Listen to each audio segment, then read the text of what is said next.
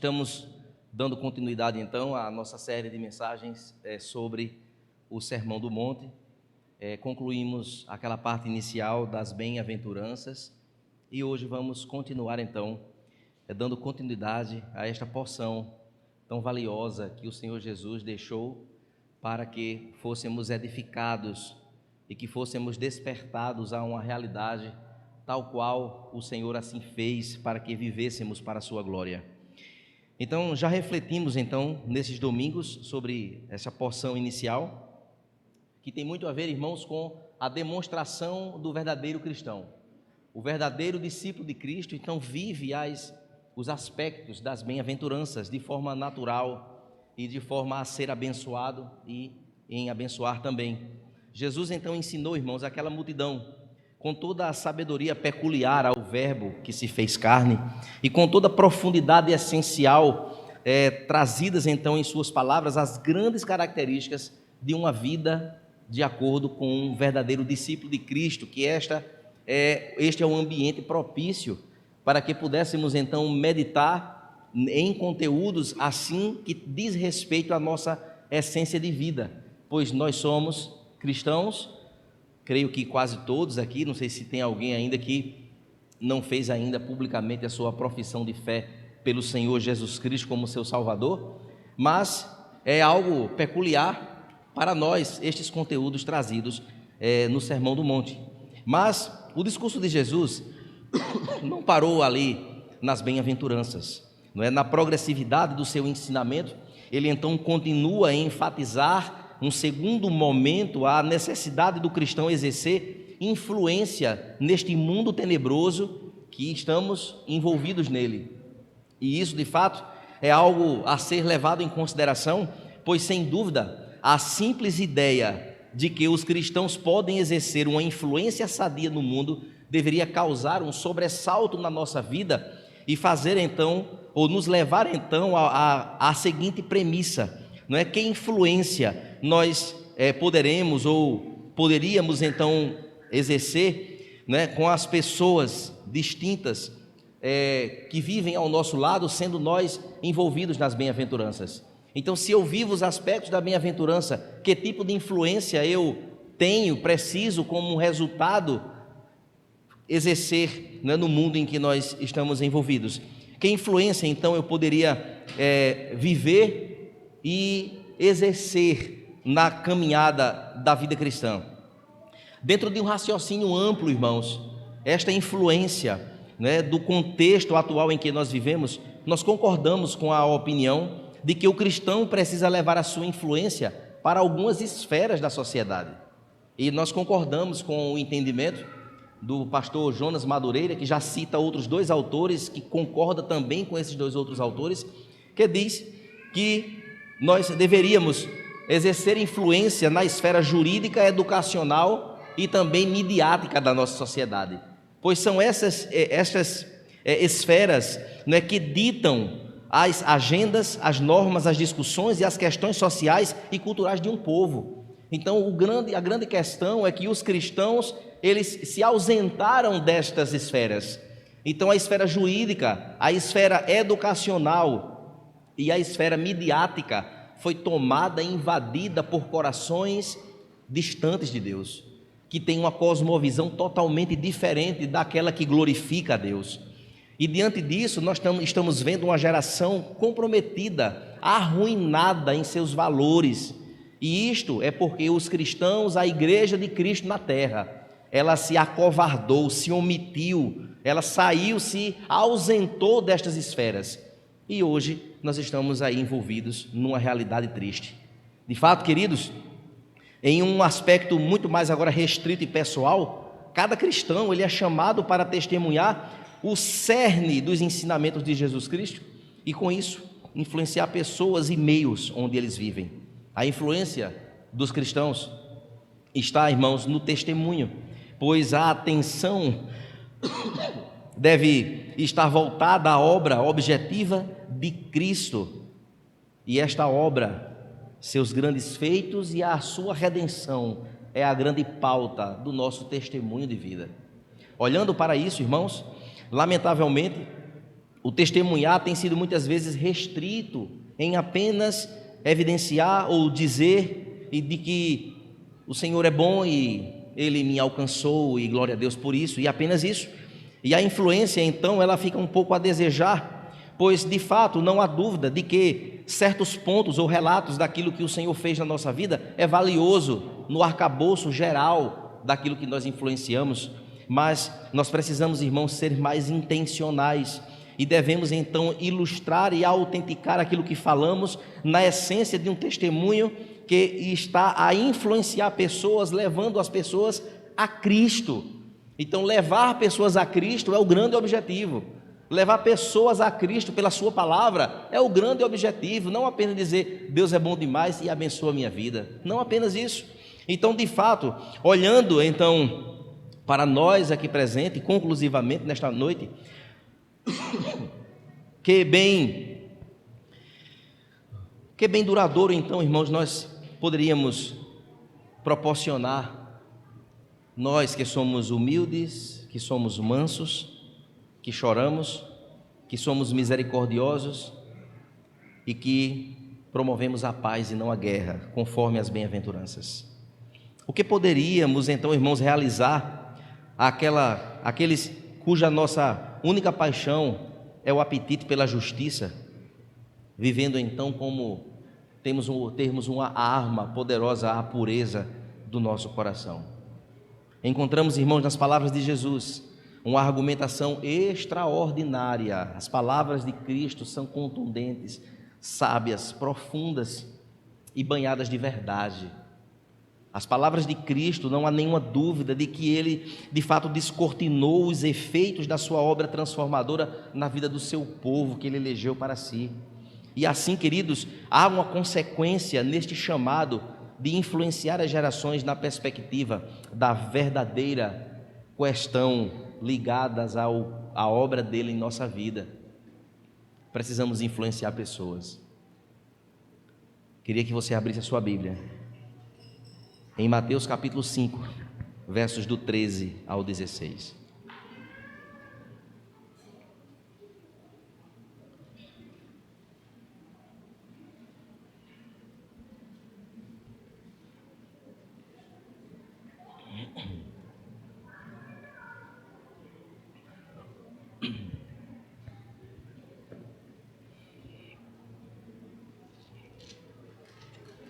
Mateus capítulo 5, versos do 13 ao 16.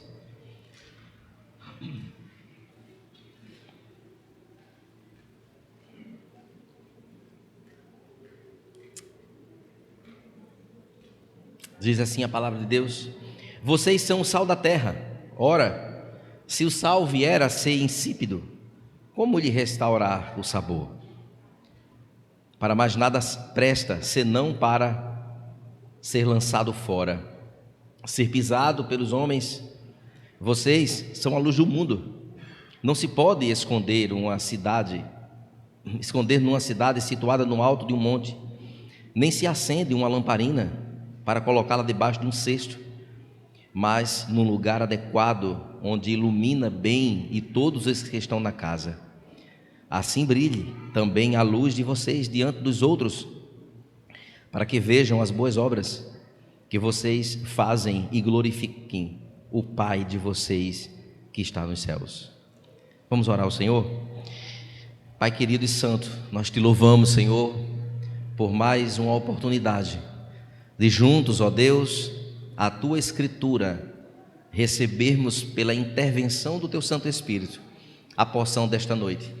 Que nossas mentes, ó Deus, e corações estejam neste momento voltados a Ti, arrebatados, ó Deus, ao trono da Tua graça.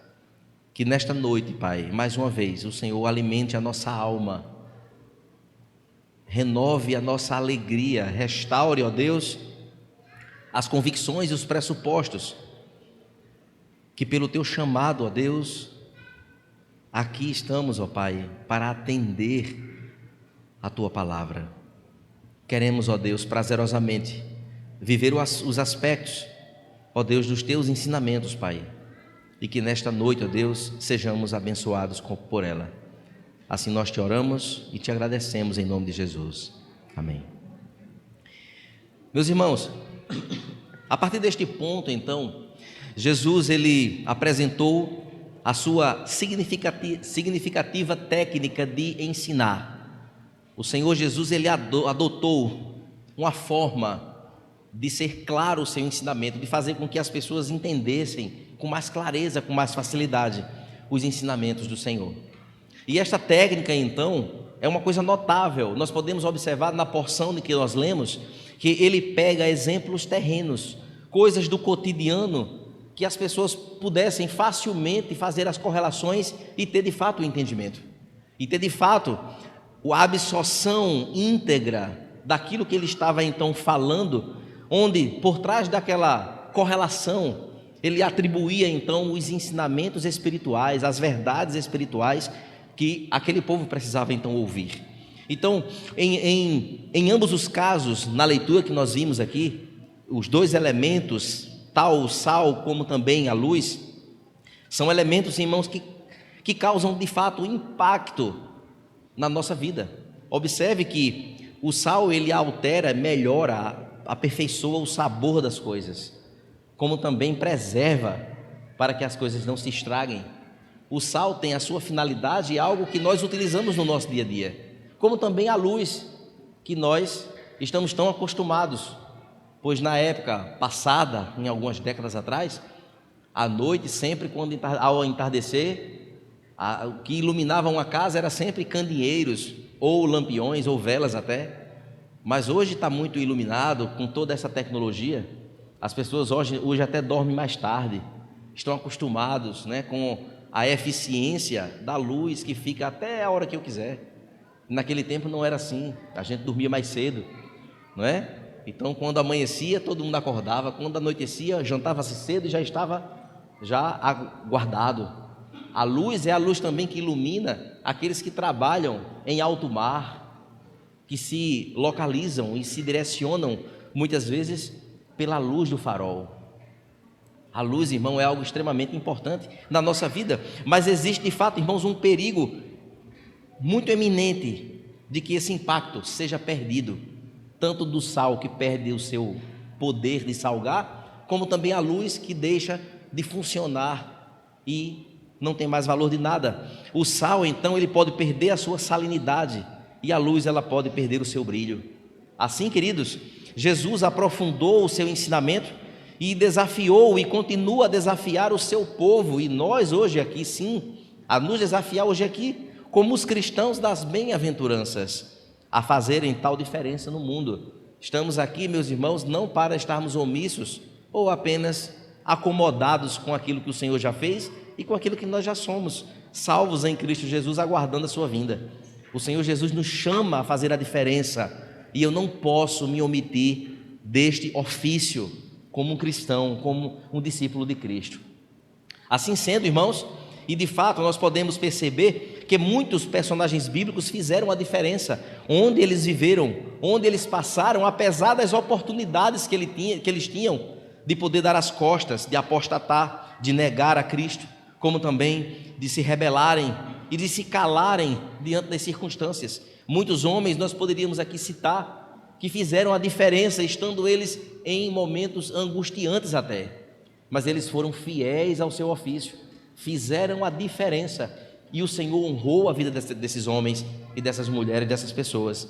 Olhando então, irmãos, para a influência, que influência então nós devemos, irmãos, exercer no mundo cheio de tanto mal, com tanta corrupção, com tanta violência, que está latente no nosso telefone, toda hora e todo instante chega uma mensagem, uma informação, uma notícia de assalto, de estupro de crianças, de tantos homens que estão assassinando e tantos outros que se envolvem com drogas, com tantas outras coisas, tantos homens com poder em suas mãos, com o poder da caneta para poder trabalhar pelo bem do povo, e vivem escorados em uma corrupção que a cada dia é mais crescente. Como de fato, então, irmãos, sermos a diferença, como de fato, irmãos, nós sermos de fato este sal e esta luz diante de todo esse contexto.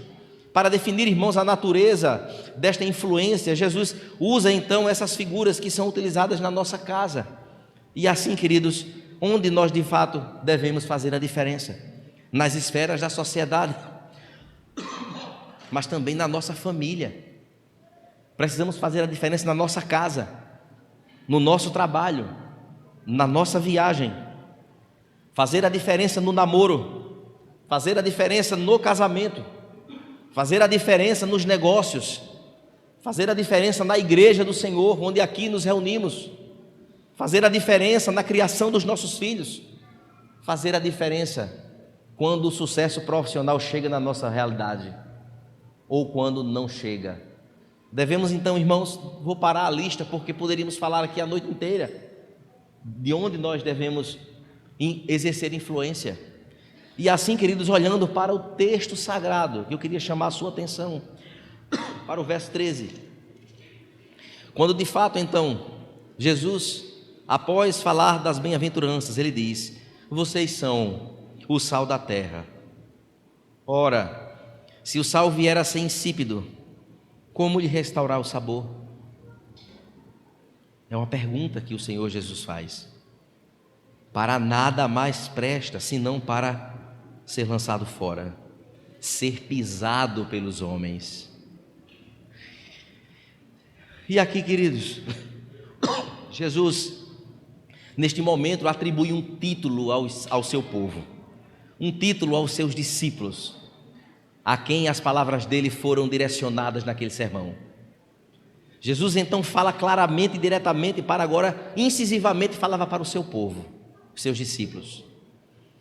E ele atribui esse título relacionado com o sal.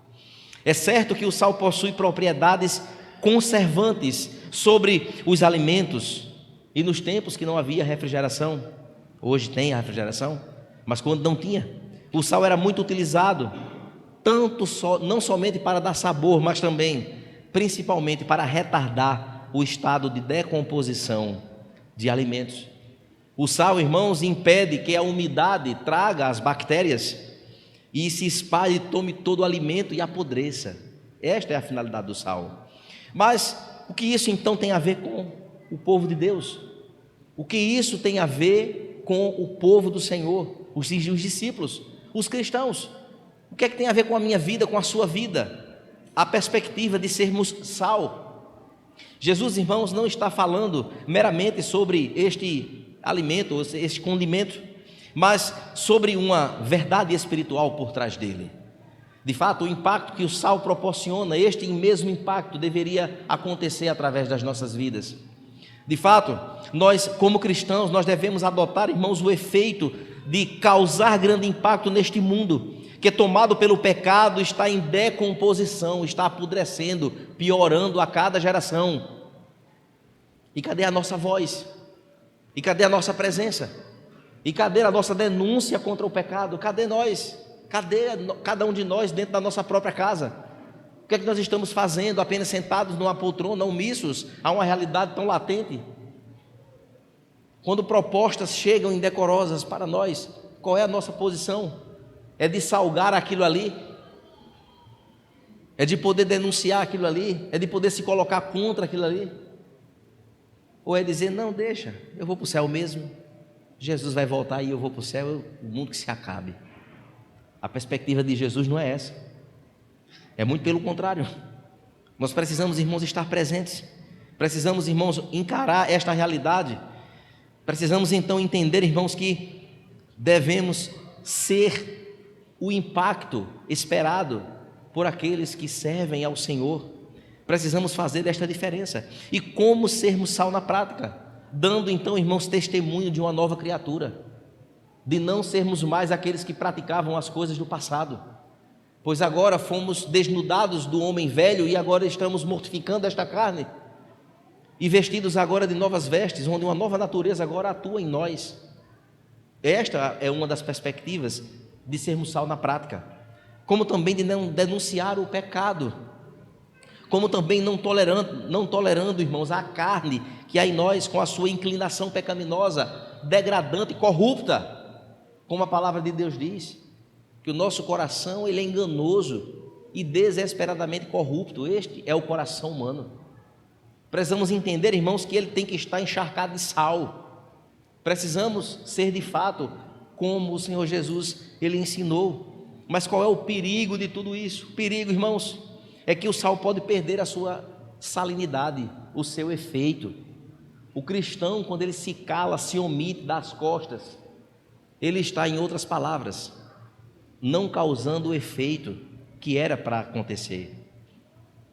E isso, irmãos, é de criança a idoso, que já compreende a obra redentora de Cristo, que já entende que o Senhor nosso Deus é soberano e autoridade sobre tudo. Assim, meus irmãos, como de fato o sal perde a sua salinidade. O sal de cloreto de sódio, ele é muito estável, não perde a salinidade, mas se ele for adulterado, misturado, de fato ele se torna inútil, porque ele perde as suas propriedades. E isto, irmãos, é tenebroso e tem acontecido até em igrejas inteiras. Quanto mais igrejas inteiras que se misturaram com tantas posturas erradas e antibíblicas, que pregam um evangelho misturado, mentiroso, um evangelho fajuta, que não presta nem para, não vale de nada, está enganando pessoas, está trazendo uma verdade mentirosa, uma verdade, entre aspas, que não passa de uma falácia, com seus modismos, com as suas formas equivocadas de conduzir as pessoas a Cristo. Essa igreja perdeu, deixou de ser sal faz tempo. Essa igreja que assim faz, ou qualquer outra igreja, e basta você entrar na internet para você ver o tanto de público que acompanha essas coisas. Como nós estávamos falando aqui essa semana, na quarta-feira passada, de pessoas que estão soprando num balão e vendendo aquilo ali como se fosse o ar ungido. Isto é um absurdo. Onde é que tem evangelho nisso? Onde é que há evangelho numa postura tão louca como essa? Ou então o evangelho que promete prosperidade? Onde é que está escrito que o Senhor Jesus ele tem compromisso de dar ao seu povo riqueza? Não está escrito em canto nenhum. E as pessoas são atraídas porque precisam deixar de sofrer. E lá na igreja fulana de tal, quem entra lá enriquece. Onde é que está dizendo isso? O Senhor Jesus tem compromisso, irmãos, em salvar almas, corações arrependidos. E um dia ele voltará para buscar a sua igreja, e ponto final. E grande será a ala da esquerda, que vai ouvir da boca de Jesus: não vos conheço. Não vos conheço.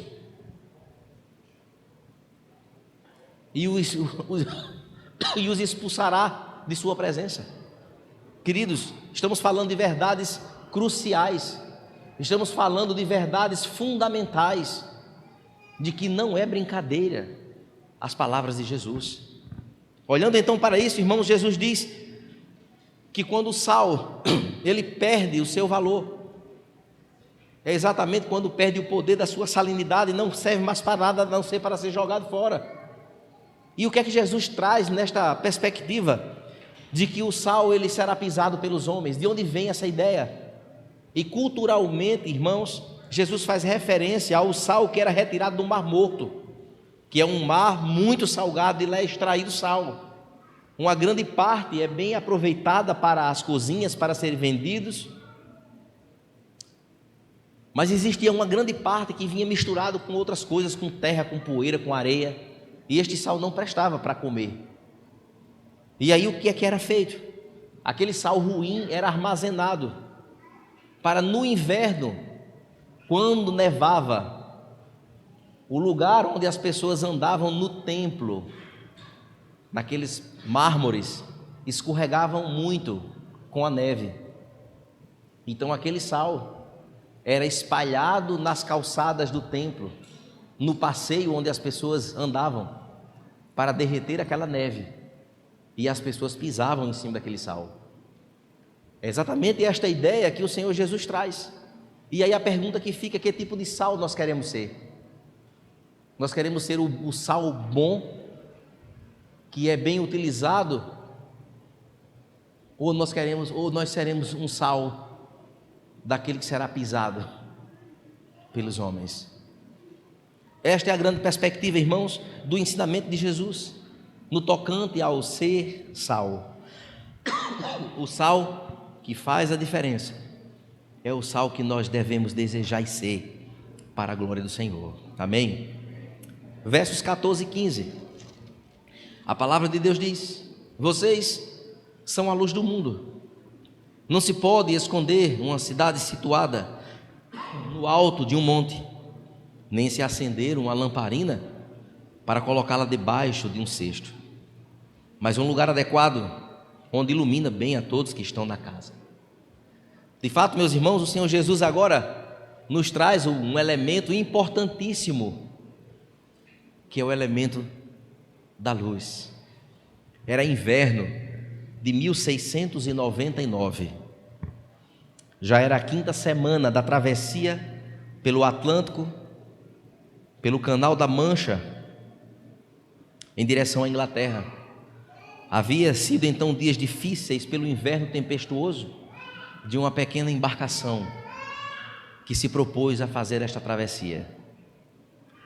Desesperados, os passageiros já amedrontados, sem nenhum tipo de orientação para onde iria, já perdidos na sua navegação, perdidos então na sua locomoção até o seu destino, sabendo então que estavam próximos de uma região talvez de muitos arrecifes perigosos e que poderiam facilmente ser naufragados. De repente, o capitão, ele ao olhar no horizonte, viu uma luz. Observando então aquela luz, aquela estrela solitária naquela noite chuvosa, na linha do seu horizonte, numa noite escura, era o farol de Eddystone, em um pedregulho isolado a 14 quilômetros da costa da Inglaterra. Foi construído lá um farol e aquele farol estava aceso. E ali, meus irmãos, houve grande alegria e alívio tomou conta daqueles corações, porque eles foram agora alcançados pela luz que os direcionou até o porto seguro.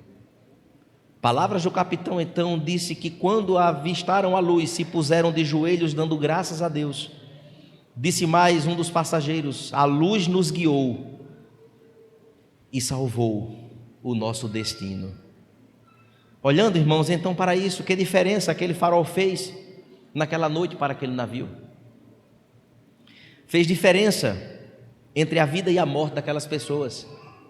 Fez a diferença entre a prosperidade financeira, por conta de tantas mercadorias que eles estavam transportando, e também a ruína, se ele naufragasse. Nessa mesma tônica, irmãos, o Senhor Jesus, ele usa a sua segunda analogia, a luz. A luz, que é uma figura importantíssima nas Escrituras, que eu poderia aqui citar alguns textos que nos aponta para este elemento chamado luz. Em 1 João, capítulo 1, verso 5, diz que Deus é luz. Isaías 9:2 diz que ao falar da vinda de Jesus, disse: o povo que andava em trevas viu grande luz. De fato, irmãos, a missão de Israel era ser luz para os gentios. Isaías 42, verso 6, nos aponta isso. Paulo nos lembra, em 2 Coríntios, capítulo 4, verso 4, que o Deus deste século cegou o entendimento dos incrédulos, para que lhe não resplandeça a luz do Evangelho da glória de Cristo. De fato, irmãos, a luz é este elemento espargido em várias partes da Escritura e que é tão importante. É interessante que Jesus convoca seus seguidores a ser aquilo que ele mesmo é, quando ele disse em João 8,12: eu sou a luz do mundo. E assim como Deus é a luz, irmãos, nós devemos exercer tal influência, sendo luz, pois assim somos chamados no texto que nós estamos refletindo. E aí, queridos, a luz de Jesus, brilhando neles, aparecem em cada rosto, nas palavras, nas ações, iluminam o mundo ao redor. Como é que está a nossa lamparina? Como é que está a nossa luz, irmãos? Somos de fato esta luz que faz essa diferença?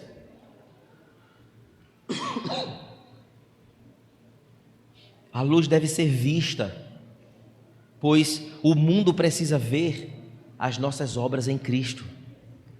É assim que o verso 16 nos aponta. A luz, irmãos, dissipa as trevas. Paulo enfatizou a função da luz quando disse: irrepreensíveis e puros no meio de uma geração pervertida e corrupta, na qual resplandeceis como luzeiros no mundo. Filipenses 2,15. A luz avisa do perigo. A luz de fato direciona, somos avisados o tempo todo. Somos avisados todas as vezes que abrimos a palavra de Deus. E de fato somos iluminados pelas Escrituras para sermos esta luz. E é a palavra que nos direciona, que diz para mim e para você o que é certo, o que é errado, o que é que agrada a Deus e como nós devemos seguir a esta luz. A luz, irmãos, é o nosso guia, ela é luz para o nosso caminho, assim diz o Salmo 119. E aí, meus irmãos, na qualidade de discípulos de Jesus, não devemos, irmãos, esconder a verdade que conhecemos ou a verdade do que somos, de forma alguma. Não se esconda por trás de nada, apresente-se como luz. Se para isso você vai ter que perder amigos, que perca os amigos, mas seja luz. Se comporte como luz nas redes sociais, se comporte como sal nas redes sociais, nos meios de vivência, seja sal e seja luz. Onde você trabalha, onde você estuda, no meio onde você frequenta, seja luz. E ser luz, irmãos, é ser diferente mesmo. Não tem para onde correr. Se nós apagarmos este ambiente, essas luzes aqui, tudo fica muito escuro e nós não conseguimos fazer nada. Mas se acender somente uma luz, todos os que estão aqui serão iluminados e nós podemos observar claramente. Se você namora, seja luz no seu namoro, seja sal no seu namoro, exerça influência. Você é casado, seja luz no seu casamento, direcione o outro a Cristo. E precisamos, irmãos, levar isso com muita seriedade, pois isto é o que o Senhor exige de nós. Ele intitulou o seu povo no Sermão do Monte: vós sois sal, vós sois luz. O sal pode perder o sabor, ou seja, não se misture com o que não presta, com substâncias erradas, porque senão o sal vai ser adulterado e você vai perder o valor. Seja luz. Não se pode acender uma luz e colocar debaixo de um cesto, vai iluminar nada. Meus irmãos, são palavras contundentes do Verbo que se fez carne. Olhando então para isso, queridos, no verso 16, conclusivamente,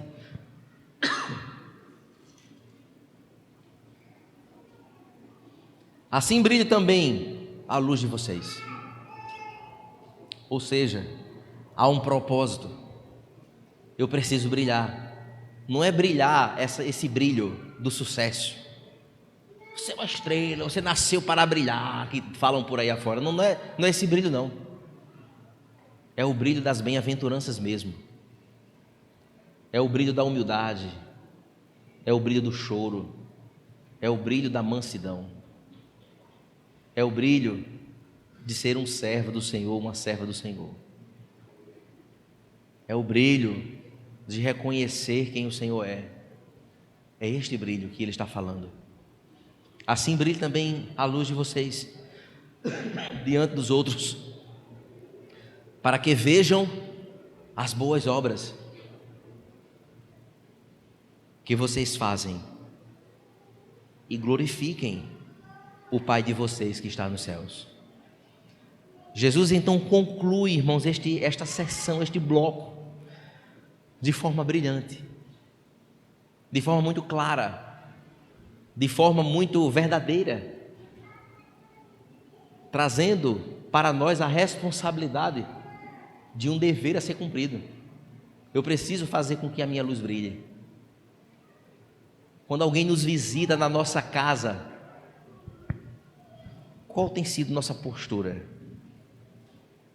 Quando a gente vai para um aniversário de família até, de alguém, quando a gente vai agora se reunir, qual tem sido a nossa postura? Naqueles momentos que geralmente alguém se levanta para querer ridicularizar a sua fé, que sempre tem, não é? Não, mas é família, é lá mesmo que você deve, que eu devo, que nós devemos mostrar a nossa luz às pessoas. É dizer não para aquilo que está errado. É enaltecer a glória do eterno Deus. E assim, meus irmãos, caminharmos. Tristemente e infelizmente, quantos casamentos de cristãos que são realizados e porque o tio que gosta de tomar uma bebida alcoólica, o casal de noivos que é os donos da festa, diz: não, vamos trazer uma gradezinha de cerveja, uma caixinha de uísque, tá certo? Um coquetelzinho com uma cachaçinha, tal, porque... E aí eu fico me perguntando, né? Cadê a luz? Cadê a luz? Se a festa é minha, eu tenho que me posicionar. Não, só vou se tiver cana, então não venha não, tio, fique lá, viu? Deus lhe abençoe. Na minha festa eu vou celebrar a Cristo. Eu vou celebrar o Deus que me fez e que me deu a minha esposa. Ou nós somos luz, irmãos, ou não somos. Se a nossa luz é um fachilete, aquele bem fraquinho, não é fachilete, não é o nome? Aquele bem coisado. Precisamos trocar as pilhas e botar uma lâmpada de LED bem forte. Amém, irmãos? Daquela que clareia assim, que ilumina, que encandeia. Esta luz deve ser. Temos que nos posicionar, ou então o nosso sal não vale de nada, e amanhã esses que beberam na minha festa vai dizer: fulano é lá crente de nada, meu amigo, quem manda lá é a gente, foi cana até o talo, tomei todas, e você está sendo pisado.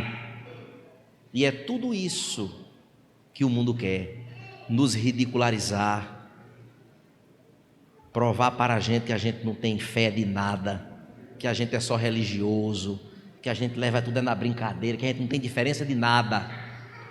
E meus irmãos, ou nós somos sal e luz,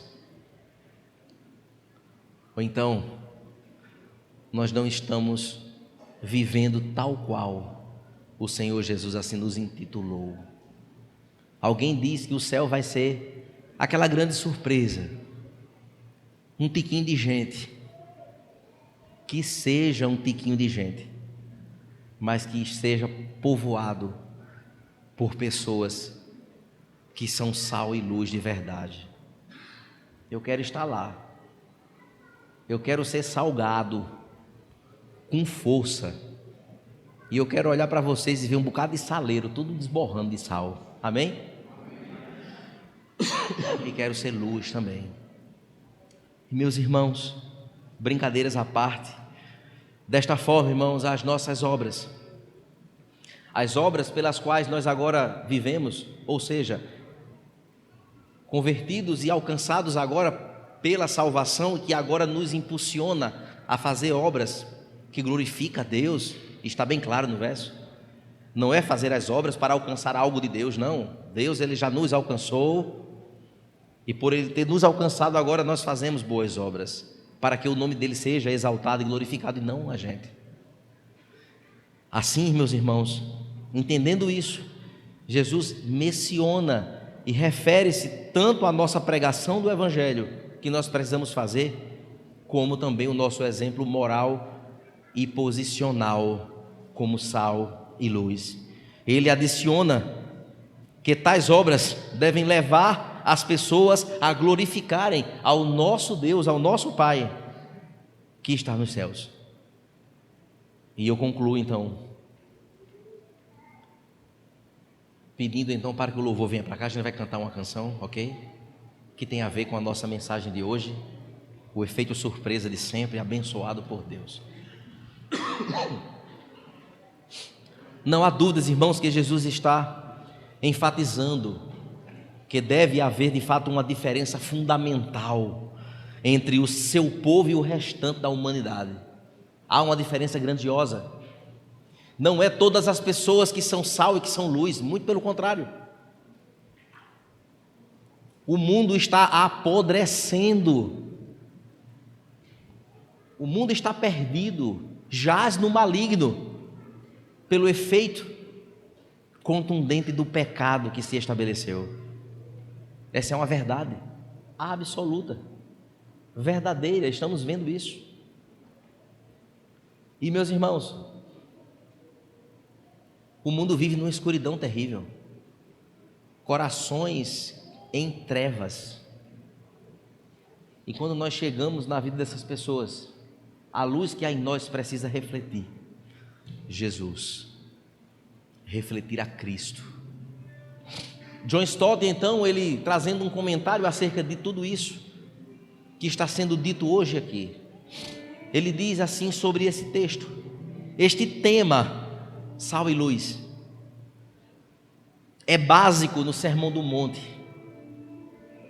Jesus traz de forma progressiva a sua ideia, apresentando as bem-aventuranças como padrão vivido pelos seus discípulos, e logo em seguida agora ele vai começar a detalhar em muitas porções aqui, em muitas perícopes. Ele agora vai falar sobre orientações contundentes que estes das bem-aventuranças precisam ser e viver. John Stott diz: o sermão foi elaborado na pressuposição de que os cristãos são por natureza diferentes e convoca-nos a serem diferentes na prática. O sermão faz isso. Não é sermos diferentes apenas nas nossas concepções, não, mas tem que ter efeito prático. Eu tenho que ser um cristão de verdade, eu tenho que ser um cristão na minha vida prática. Em outras palavras, John Stott está dizendo: não adianta você ter tanto conhecimento das Escrituras, conhecer quem é Jesus, conhecer quem é Deus, quem é o Espírito Santo de Deus, se isso não reflete na prática, não vale de nada. Qual é a utilidade de uma teologia formada numa mente, no entendimento, quando isso fica somente no psique, só aqui? Aí na prática da pessoa faz tudo errado, tudo distante daquilo que ele sabe como é. De que vale um médico tão inteligente que sabe fazer, estudou para aquilo, aí vai fazer uma cirurgia, mata todo mundo, porque faz errado, diferente daquilo que ele aprendeu. Esse médico não serve. A mesma coisa, irmãos, é nós cristãos. John Stott foi muito contundente e feliz nessa fala. Precisa sair do entendimento para a prática. Precisa se materializar, irmãos.